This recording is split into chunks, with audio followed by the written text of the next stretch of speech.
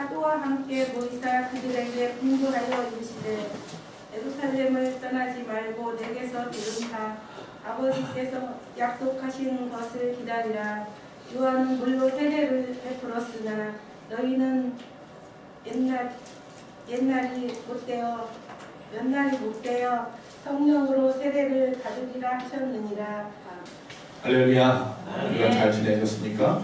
오늘이 벌써 2월 9일이에요. 그렇죠? 참 빠르죠? 한 해가 시작됩니다. 해피 뉴 이어 한 적이 어저께 했는데 벌써 9일이 지났습니다. 내일부터 10일 뒤에. 여러분, 제가 그래서 올 한 해 시작하면서 우리 모든 사람들에게, 특별히 우리 예수만교회 성도님들에게 하나님 무엇을 구해야 합니까? 저들이 무엇을 하나님께 구하기 원하십니까? 하나님 말씀은 하나님 기뻐하시는 자가 되기 원한다. 지난주 말씀이었다면 오늘 또 주님이 주신 말씀은 성령으로 충만하기 원한다. 할렐루야. 성령 충만하기 원합니다. 옆 사람과 다시 인사합시다. 성령 충만하십시오. 성령 충만하기 원합니다. 신약에는요, 이 성령이라는 단어가 몇 번이나 나올까요? 성령이라는 단어 150번 정도 나옵니다. 꽤 많이 나오죠. 66권 성경 중에 150번이나 성령이라는 단어가 나옵니다. 물론 대부분이 사도행전과 로마서 그리고 공관복음 중에서 나옵니다. 자, 그렇게 성령에 대해서 성경에서 많이 말을 하는 이유는 성령님이 그 무엇보다도 우리 성도들에게 필요하기 때문인 줄로 믿습니다. 할렐루야.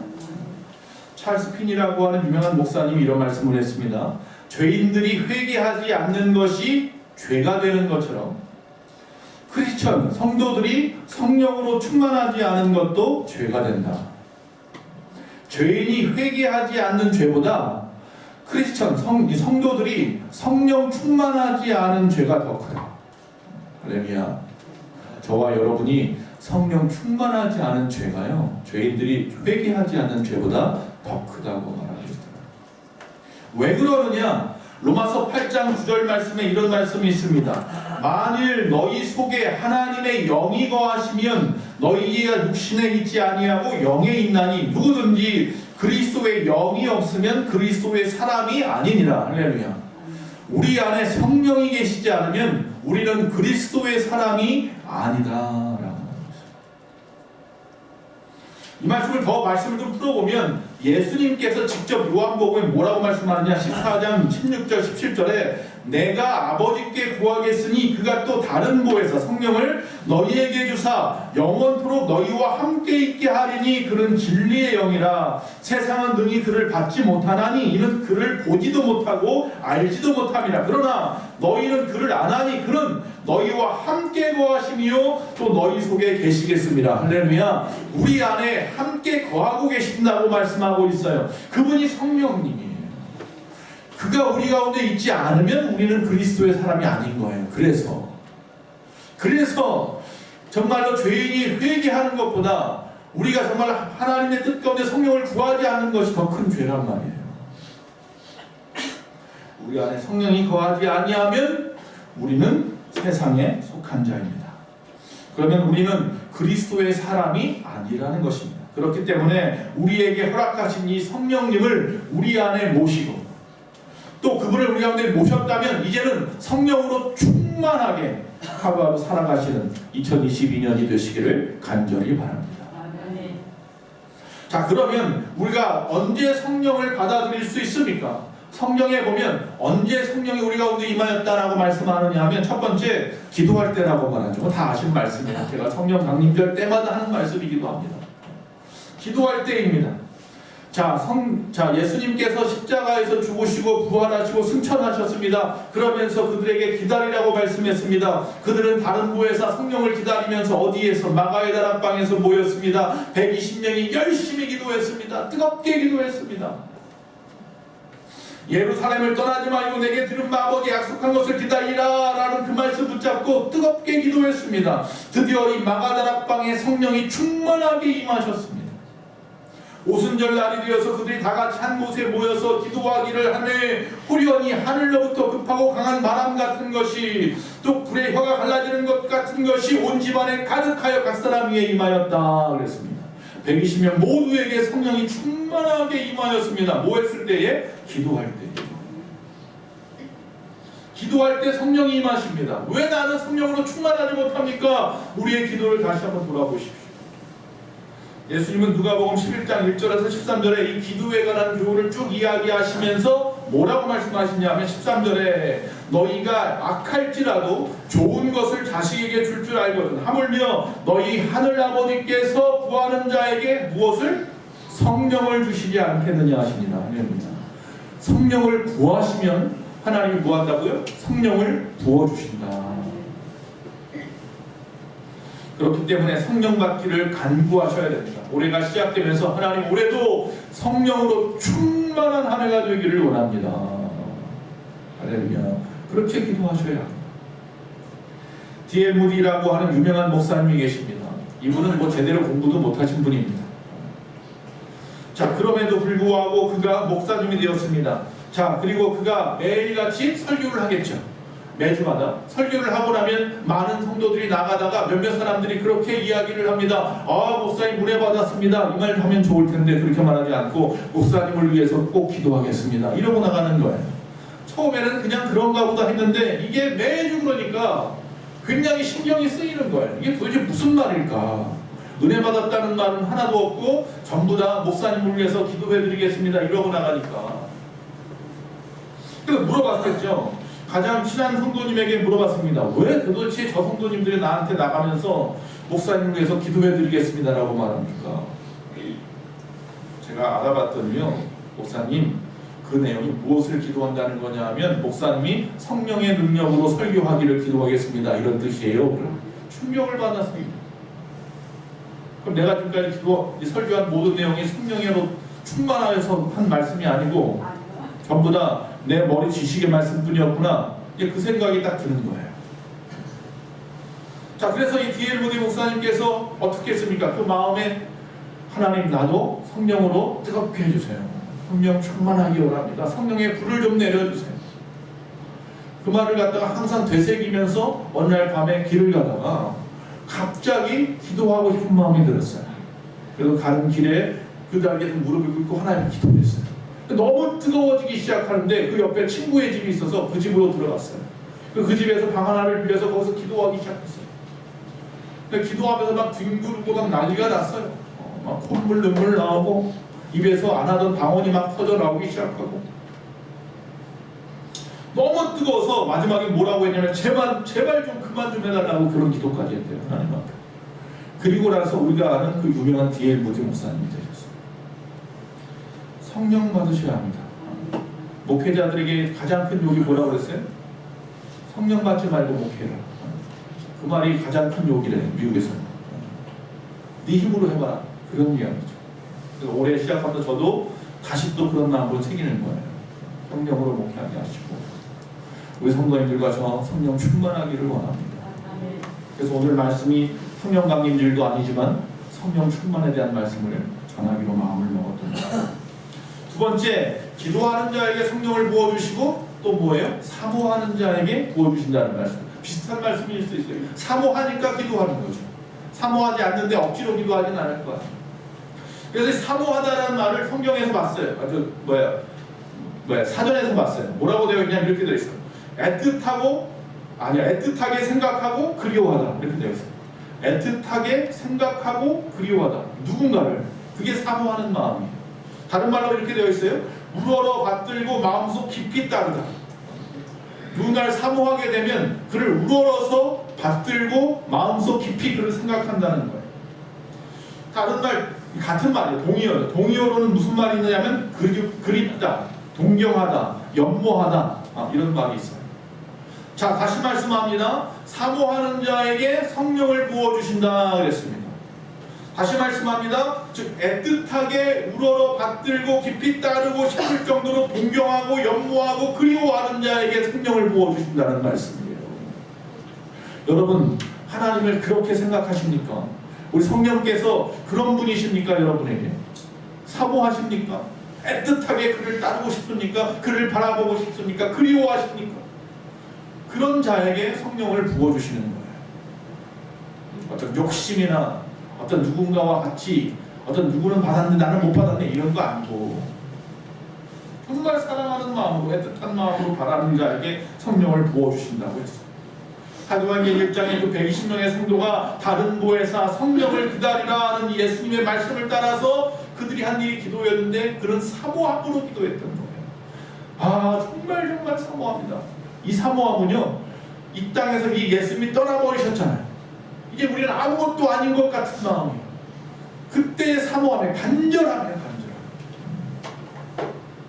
다른 보혜사가 필요해요. 예수님이 떠나셨으니 다른 예수님이 필요해요.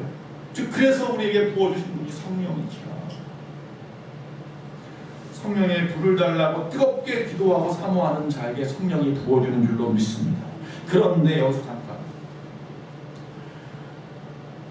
하나님 앞에 우리가 성령을 부어달라고 말씀을 하고 있는데 중요한 것은요, 그런다고 해서 내가 원하는 시간에 부어주진 않을 겁니다.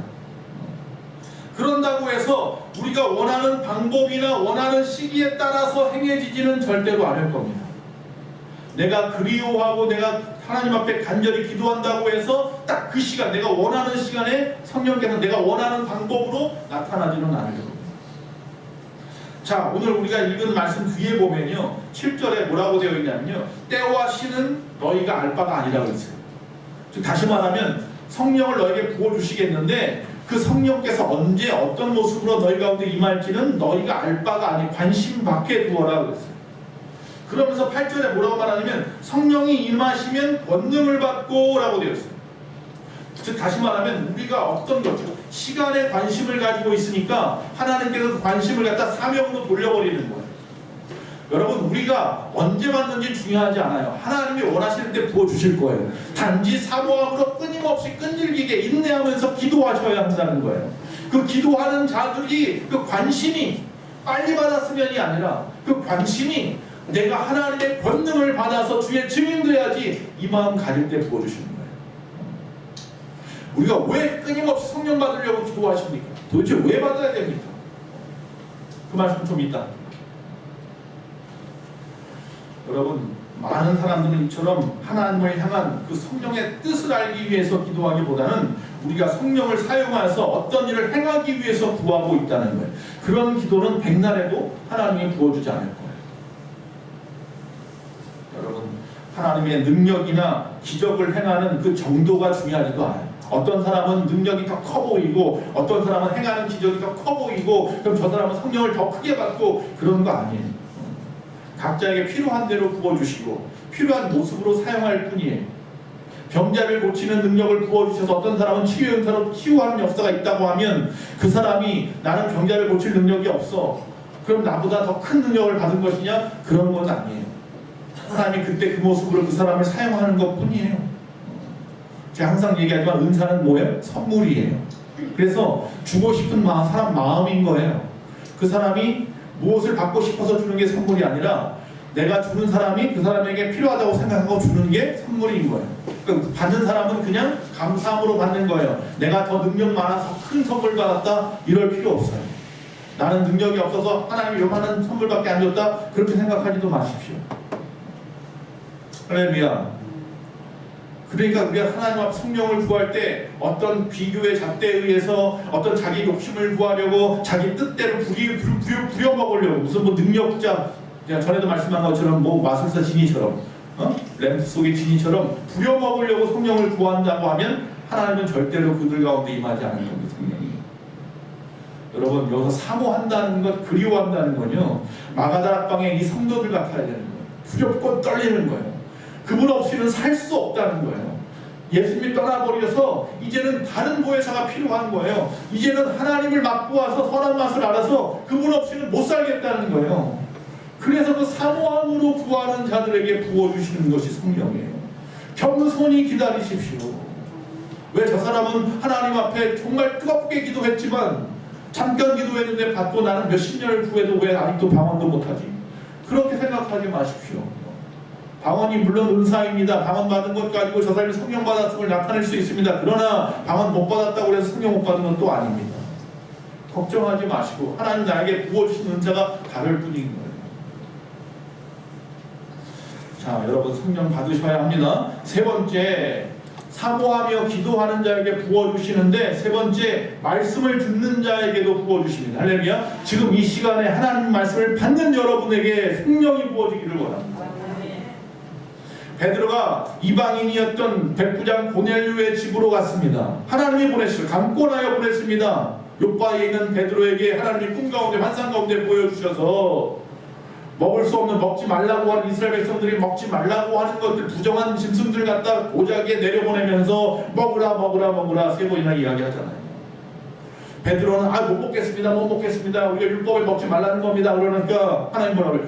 주가 먹으라고 하는데, 하나님이 먹으라고 하는데, 그 얘기 뭐예요? 이제 이방인에게도 복음의 문이 열렸다는 거예요. 그래서 담대하게 고넬료의 집에 갔습니다. 사도행전 10장 44절 46절 베드로가 그 집에서 이 말을 할 때에 성령이 말씀 듣는 모든 사람에게 내려오시니 베드로와 함께 온 할례 받는 신자들이 이방인에게도 성령 부어주심으로 말미암아 놀라니 이는 방언을 말하며 하나님 높임을 들으리라. 할렐루야. 고넬료의 집에 가서 복음을 전하니까 이방인이었던 이 고넬료에게도 성령이 부어지고 방언을 하는 것을 보고 깜짝 놀랐다는 거예요. 유대인에게만 하나님인 줄 알았더니 이방인에게도 하나님이구나. 자, 그런데 여기서 중요한 것은 고넬료와 그 가족들이 한데 모여서 말씀을 듣는 데에 성령을 받았다는 거예요. 자, 그 이유는 사도행전 10장 33절에 내가 곧 당신에게 사람을 보내었는데 오셨으니 잘하였도다. 고넬료가 말하는 거예요. 이제 우리는 주께서 당신에게 베드로에게 명하신 모든 것을 듣고자 하여 다 하나님 앞에 있나이다. 할렐루야. 이 시간에 저와 여러분은 누구 앞에 있는 거예요? 하나님 앞에 있나이다. 지금 이 시간에 고넬료와 그 가족처럼 앉아 계시면 돼요. 우리에게도 성령을 부어주세요. 이 시간 성령 충만하기 원해요. 하나님을 만나고 싶어요.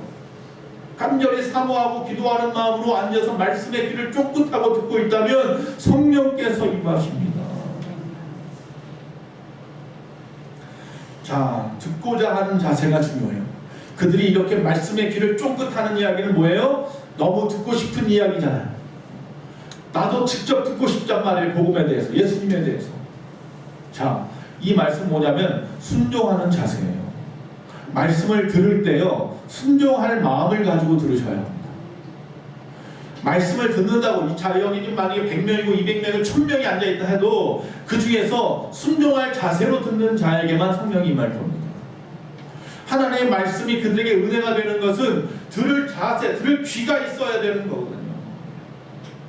성령이 교회에게 하시는 말씀을 들을지어다. 요한계시록에 보면은 7교회에다가 말씀할 때 꼭 이야기하잖아요. 들을 귀가 있는 자가 복이 있다. 요한계시록 1장에 보니까 그 말씀을 전하는 자, 읽는 자와 그 말씀을 듣는 자와 그 말씀을 깨달아 알고 그 말씀대로 살아가는 자가 복이 있다고 분명히 말씀했거든요. 여러분, 들을 귀가 있기를 바랍니다. 들을 귀가 있는 자들에게 그 말씀으로 성령께서 충만하게 임하십니다. 네 번째요, 또 특이한 방법이 있는데 안수할 때도 임하셨어요.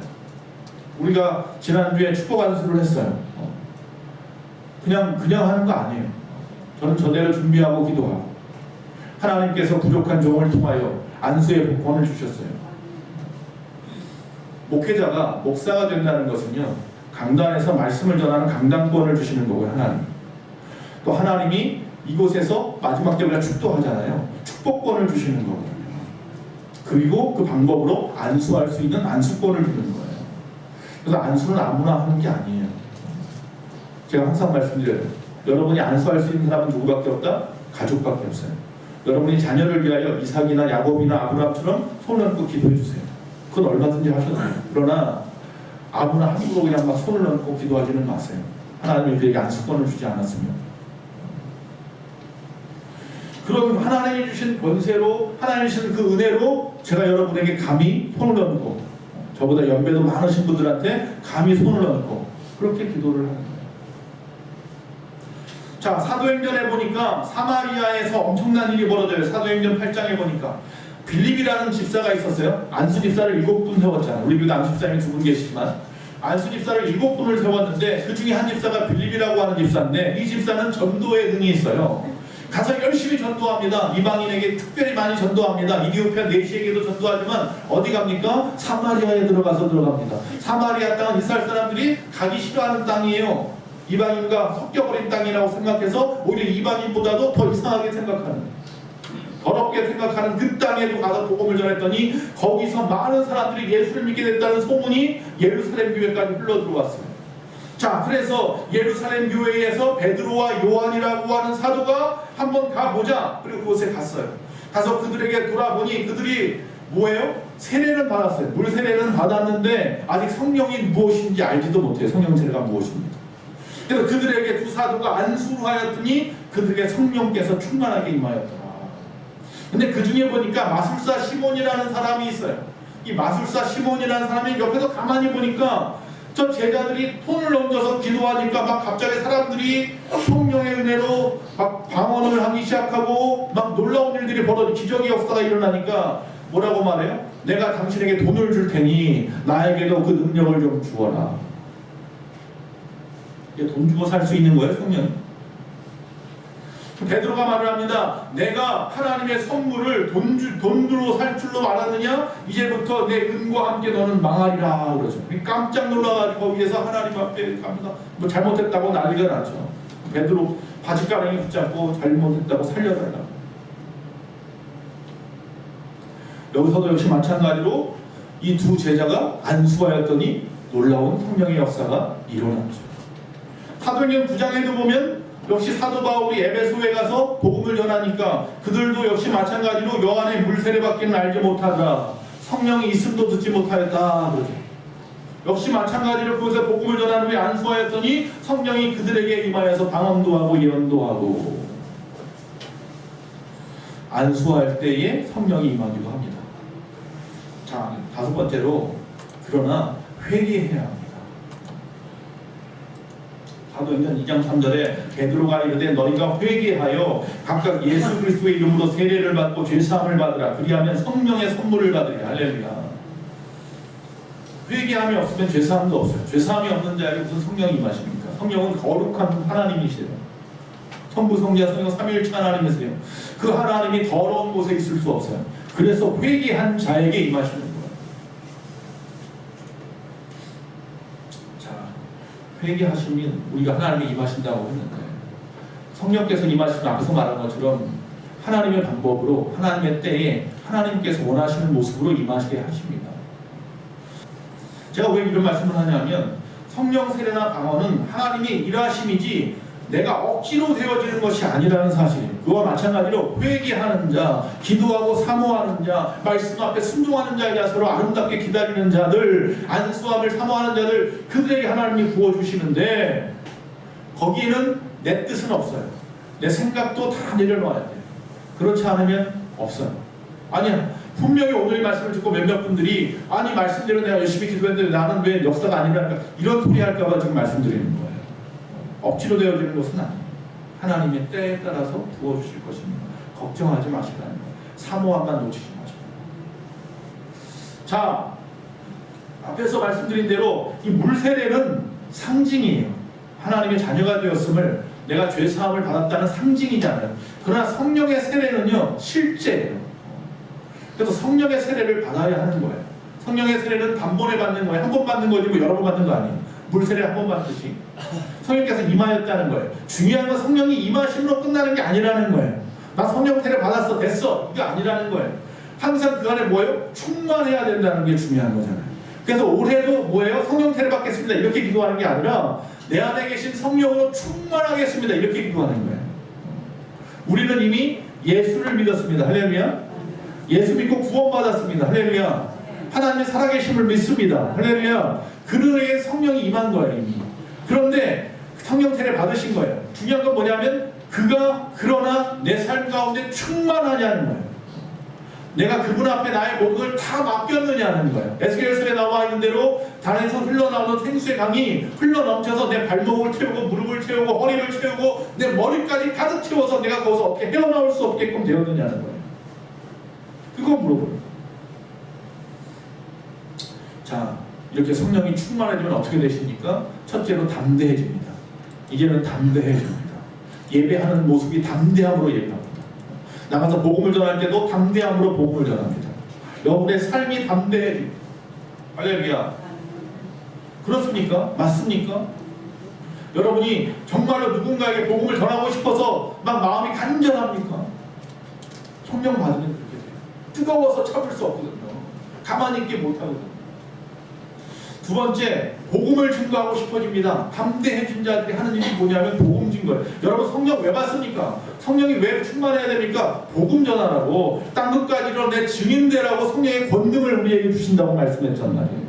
그냥 아무렇게나 살라고 주는 게 아니라, 교회 그래도 안수집사님이고 권사님이고 장로님이니까 부어줄게 이게 아니라 뭐 하라고? 증인되라고 부어주는 거예요. 내가 성령으로 충만하지 않습니까? 주의 증인이 될 준비가 아직 안 됐는지도 모르겠어요.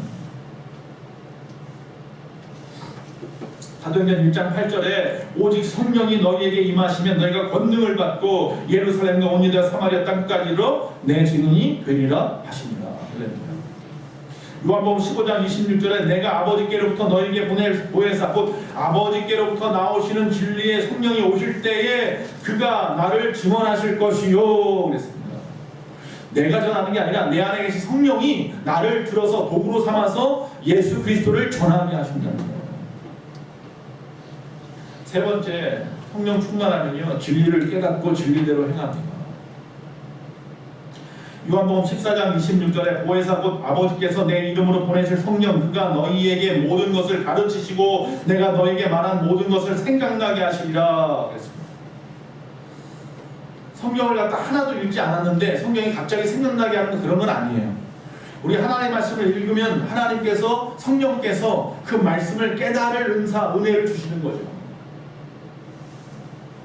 요한복음 16장 13절에 그러하나 진리의 성령이 오시면 그가 너희를 모든 진리 가운데로 인도하시리니 성령은 예수님께서 가르치시고 말씀하신 모든 진리를 생각나게 하시고 또한 깨닫게 하신다는 사실을 기억하십시오. 그래서 베드로나 이런 사람들이 우리가 알기는 하나님의 사람인 것은 맞는데 사도인 것은 맞는데 이 사람들이 범인이라 보통 우리가 똑같은 사람인데 그 사람들이 복음을 전하는데 놀라운 역사들 또 그 복음 속에 놀라운 진리의 깨달음이 있는 것은 무슨 일이냐 사람들이 막 깜짝깜짝 놀라잖아요. 어부 출신인데 그냥 가장 그냥 그 당시에 평범한 사람인데 저 사람이 말을 하는데 하늘의 말씀, 성경의 말씀들이 다 진리가 드러나니 이게 뭐 도대체 어떻게 된 일이야? 베드로만 알죠. 그 안에 성령께서 하시는 거죠. 성령이 역사하는 사람은 온전히 진리를 찾을 때까지 마음에 만족이 없습니다. 성령이 뜨거운 사람들은 항상 진리를 갈급해 합니다. 그래서 말씀을 항상 읽고 말씀 속에서 하나님의 말씀의 뜻이 무엇인지 깨달으려고 하고 그 말씀대로 살려고 애쓰고 수고합니다. 진리를 깨달았으니 깨달은 대로 살려고 노력하는 게 당연하잖아요. 그래서 진리를 만나면 너무나 기뻐서 펄쩍펄쩍 뜁니다. 그래서 담대하게 말씀도 전하는 겁니다. 내 입에만 담아둘 수 없어서 이 놀라운 사실을 나만 알고 있을 수 없어서 우리 하나님이요 인간들은요 입이 근질근질하게 다 만들어놨어요. 입이 무겁다 가볍다 그러는데 다 가벼워요 사실. 근데 또 중요한 건 뭐냐면 쓸데없는 말을 전하는 데는 가벼워요. 하나님 말씀 전하는 데는 왜 이렇게 무겁습니까? 이게 바뀌어야 될 줄로 믿습니다. 마지막으로 네 번째, 성령 충만하면 앞에서 뭐라고요? 권능을 받는다고 했잖아요. 권능을 받는 것은 사명을 전하기 위해서 부어주시는 거예요. 그래서 권능을 얼만큼 받습니까? 내가 하나님의 일을 할 만큼 받습니다. 필요한 만큼 부어주십니다. 그래서 내가 필요한 만큼 이 능력을 행할 수 있게 하시는 줄로 믿습니다. 사도행전 19장 6절에 바울이 그들에게 안수하며 성령이 그들에게 임하심으로 방언도 하고 예언도 합니다. 요엘서 2장 28절에 그 후에 내가 내 영을 만민에게 부어주리니 너희 자녀들이 장래 일을 말할 것이며 너희 늙은이는 꿈을 꾸며 너희 젊은이는 이상을 볼 것이며 할렐루야. 놀라운 일들이 막 벌어질 겁니다. 성령 받으면요 우리 교회 안에서도 이런 역사들이 일어나야 됩니다. 기도하실 때 잠깐하지 말고 정말 뜨겁게 기도하십시오. 간절하게 기도하십시오. 옆구리가 막 결의적으로 기도하십시오. 목이 찢어져라 기도하십시오. 눈물이 쏟아져 눈이 퉁퉁 붓게 기도하십시오. 손이 아플 정도로 들고 기도하십시오. 팔짝팔짝 뛰면서 기도하십시오. 할렐루야. 말씀을 마치면서 성령을 받았다는 사람이 예전과 똑같은 생활을 살면서 다시 과거의 삶으로 돌아가는 것을 본 적이 있으십니까? 많이 보았죠. 멀리서 찾을 것도 없습니다. 바로 나 아닙니까? 이전의 취미와 성향과 삶의 방향이 그대로 남아 있습니다. 똑같은 패턴 속에서 살아갑니다. 성령을 받았다면서 그 능력도 파워도 계속되지 못합니다. 성령을 받았다는 사람이 성경이 말하는 진리의 반대대로만 삽니다. 하나님의 계명대로 살지 않습니다. 뜻대로 살지 않습니다. 끊임없이 혈기 부리고 욕심내고 살아갑니다. 성령을 받았다고 주장하는 사람들의 이 딜레마를 어떻게 깨뜨릴 겁니까? 올해도 또 그렇게 그냥 넘어갈 겁니까? 뭐라고 말하면서 자기 합리화하면서 인간은 다 연약한 존재야. 성령 충만을 받았다는 의미는 매일매일 매 순간마다 성령의 역사 속에서 살아간다는 거 아니겠습니까? 성령 충만하다는 것은 어떤 사건이나 어떤 전격적인 어떤 변화를 통해서만 일어나는 것은 아닙니다. 어떤 사람은 조용한 가운데서도요, 조용한 성령 가운데도요, 끊임없이 변하지 않는 믿음으로 살아가는 사람들이 성령 충만한 모습일 수도 있습니다. 어떤 때만 갑자기 막 불러불러 주여주여 팔짝팔짝 뛰다가 어느 순간에 또 다시 혈기 부리고 또 화내고 또 옛날의 모습의 습관대로 살아가고, 이게 성령 충만이 아니라 어제도 조용한 모습, 오늘도 조용한 모습, 내일도 조용한 모습이지만 변함없이 끊임없이 주님 앞에 나와 주님 앞에 무릎 꿇고 주님만 바라보고 살아가는 사람이 성령 충만한 사람일 수 있습니다. 매일의 우리의 생활 속에서 죄를 깨닫고 죄를 회개하고 또다시 그 죄를 지을 마음을 없게 만드는 거, 그게 중요합니다. 그래서 주님과 어떤 긴밀한 동행 속에서 승리하는 거룩한 삶을 매일같이 살아가는 것, 그게 중요합니다. 하루가 지났는데 또 1년이 지났는데 어제에서 한 발짝도 움직이지 않는 나의 신앙의 모습 그대로 정체되어 있다면 안 된다는 겁니다. 매일같이 하나님 앞에 성령으로 충만하기 위해서 기도해야 됩니다. 많은 그리스도인들이 성령을 받았다는 그 느낌만 가지고 살아가려고 합니다. 그 처음 언젠지도 모르는 그 옛날의 그 경험만 가지고서 끝까지 붙잡고 살아가려고 합니다. 여러분, 언젠가는 방언의 은사가 터졌겠죠. 치유의 은사도 나타났는지 모르겠습니다. 그런데 지금 나의 삶의 모습은 변화됐냐는 겁니다. 나의 삶의 모습은 그래서 어디까지 왔느냐는 겁니다. 내 주변은 어떻게 되었냐는 겁니다. 그래서 잠깐 회개하듯이 지나쳐버리는 그것 아니고, 다시 과거와 똑같은 삶으로 돌아가는 것 그거 아니고, 한 걸음 한 걸음 주님의 그 부르심의 상을 바라보면서 뼈대를 향하여 나아가는 거, 그게 성령 충만한 사람의 모습입니다. 그러지 못하는 이유는 내가 성령 충만하지 않기 때문인 거예요. 성령의 세례는 받았는지 몰라도, 내가 성령이 내 안에 계시는지 몰라도 성령의 그 능력보다는 내 능력으로 살려고 끊임없이 발버둥 치고 있어서 그런다. 자신의 진정한 상태를 갖다 깨달아 알아야 됩니다. 매일 점점 더 깊어지는 회개가 필요합니다. 그래서 오히려 예수 처음 믿었을 때보다 지금 나의 기도의 속의 회개가 더 무지하게 막지하게, 아주 그냥 솔직하게 내 자신을 향하여서 막 욕지거리를 한만 있더라도 그렇게 처절하게 회개해야 되는 겁니다. 다시는 과거의 경험으로, 과거의 삶으로 돌아가지 않는 노력, 몸부림이 우리에게 필요한 겁니다. 주님의 교회, 복음 사역을 위해서 하나님이 나에게 부어진 권능으로 행할 수 있기를 위해서 몸부림쳐야 된다는 것입니다. 그게 성령 충만한 사람의 삶입니다. 2022년 그렇게 사시는 저와 여러분 되시기를 간절히 축원합니다.